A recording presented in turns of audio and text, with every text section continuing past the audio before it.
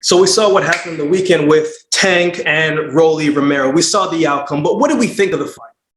Do you think that it lived up to the hype? Did you think, like, what were your thoughts on this fight? As I go and break this down, three things came to mind as we go and touch on the post-fight recap, right? Three things came to mind, and we're going to touch on them real quickly. The first thing was Tank respected Rolly. Tank doesn't always throw a lot of volume like that, especially early in the rounds. But you could see how he was more putting his boxing IQ on display, being more of a tactical fighter, right? Not rushing anything, staying patient, just trying to see what Rolly is going to do. Remember, Rolly said that he was going to come out and try and knock Tank out in the first round. So he was well aware of the mindset that Rolly was coming into this fight. So Tank controlled the distance very well between them. He respected the power of Rolly, and despite what you may think of him, the man talks a lot. He has a lot of flaws, but you have to respect his punching power, right? He has I think they said an 83% knockout percentage. He knocked out everybody except two people, right? So the power isn't something that isn't real, right? You have to respect that about him. And you could see in this fight as well, too, that he was noticeably bigger than Tank, right? Everything Rolly threw was a heavy shot. It was a heavy punching power. As he said before, he was trying to knock him out in the first round. So everything was aggressive. It was powerful. It was gone with bad intentions. He actually threw a lot more jabs than I thought he would. Honestly, I'm really surprised at how Rolly came into this fight, which brings me to number two. Rolly was Rolly, but just with less emotion. I thought that he was going to come into this fight just off pure emotion. I thought he was going to come out swinging, slugging, just trying to do what he said, but he actually stayed patient a lot more than I thought. He used his jab a lot more. I anticipated him to be a lot more aggressive, coming out, throwing punches from the jump, but he was in greater control than I thought that he would be, right? However, he was the same old Rolly.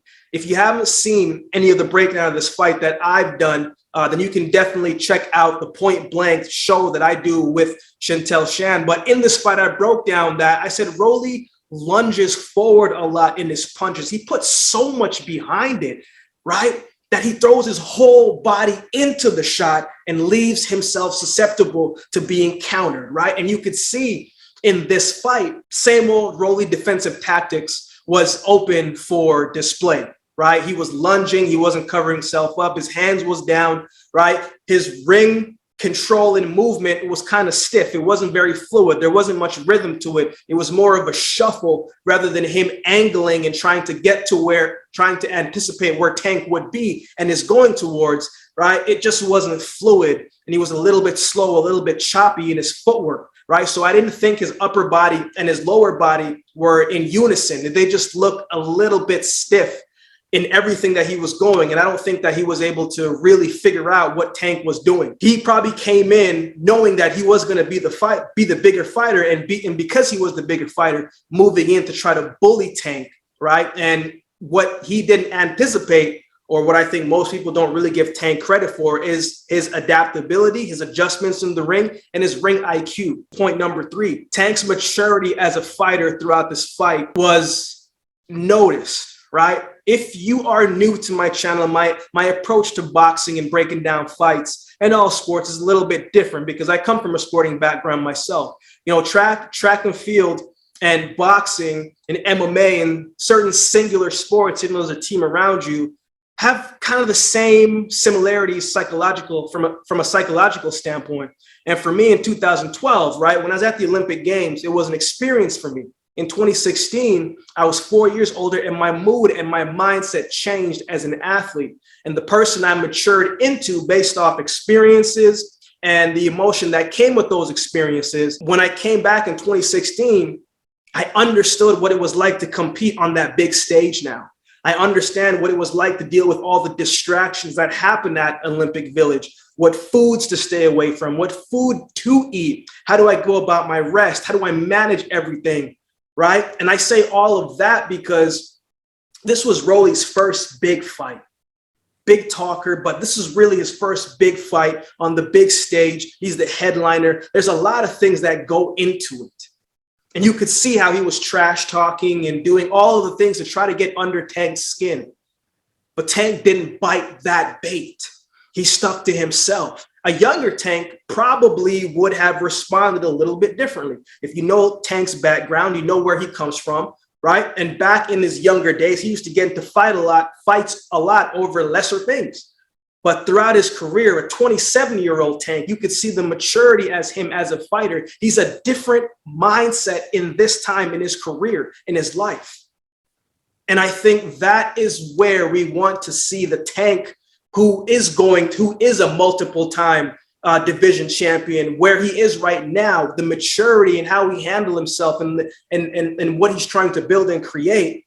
This is the direction that we want to see Tank moving. So the question next is, what's next for Tank? First, I want to say, Rolly is going to get much better, right? He seems to be a decent young man, just trying to sell fights in the way how he talks, in the way how he acts, right?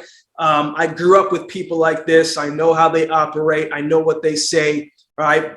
Behind closed doors, they're very calm. They're very collect. They're not that out loud spoken. But when they are in front of people, then it's kind of like a switch flips on and they're a whole new different person, right?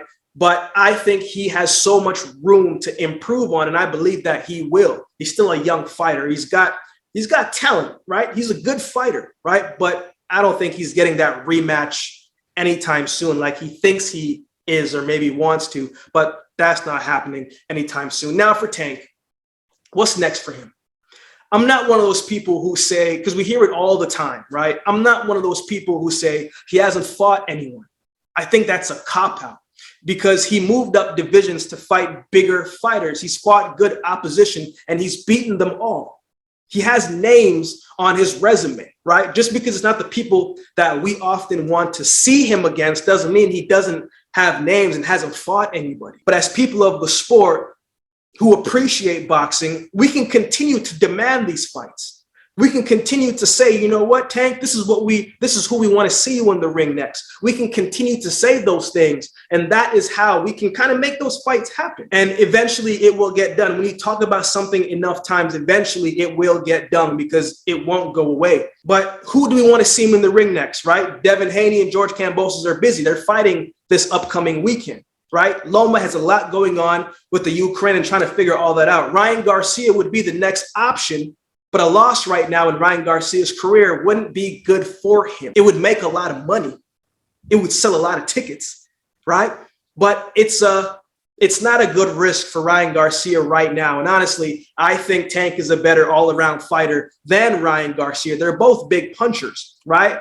But I think when it comes to who has fought the better opposition, the tougher opposition, and who continues to be who they say that they are, I have to lean on Tank in this one. Even though Ryan Garcia is the bigger fighter, he's got great skills, he's got great hands, he's got a whole bunch of things in his favor, but I have to roll with someone who's been on the bigger stage more frequently, and I have to go with Tank in this one. So who does Tank fight next? I think that's the part of the sport that we all would want to see. Maybe we see him against Devin Haney, the winner of Devin Haney and George Kambosos. Haney wins, it'll be a rematch. If Kambosos wins, Kambosos will probably move on and try to fight somebody else. The performances that Tank continues to show us, the performances that he continues to give us, we have to appreciate that, right?